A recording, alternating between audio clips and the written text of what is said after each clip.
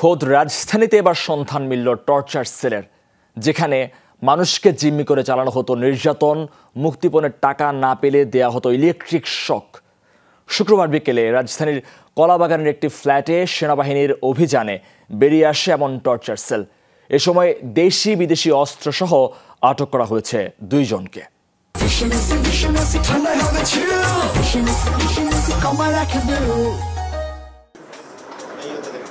5 feet by 8 ফিটের এই ঘরেই মানুষকে আটকে রেখে চালানো হতো অমানসিক নির্যাতন। টার্গেট করা ব্যক্তিদের ধরে এনে মুক্তিপণের জন্য পরিবারকে দেওয়া হতো ফোন, টাকা না পেলে দেওয়া হতো ইলেকট্রিক শক।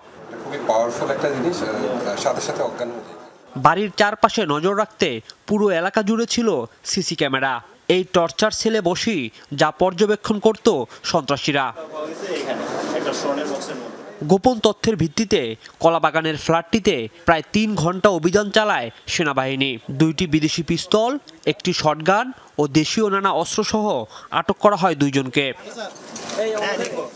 সেনাবাহিনী কর্মকর্তা জানান, ভুক্তভোগী একজনের অভিযোগের ভিত্তিতেই চালানো হয় এই অভিযান। আমরা পুরো ঘরটা সার্চ করেছি। এর বাইরেও এখানে একটা টর্চার সেল হিসেবে একটা সেল ছোট পাওয়া গিয়েছে, যেখানে তারা লোকজন নিয়ে এসে তারা ইলেকট্রিক ভোল্ট শক থেকে শুরু করে আরও অন্যান্য অপরাধ কর্মকাণ্ড পরিচালনা করতেন। বিভিন্ন ধরনের মাদকদ্রব্য থেকে শুরু করে দেশীয় এবং পিস্তল পাওয়া গিয়েছে।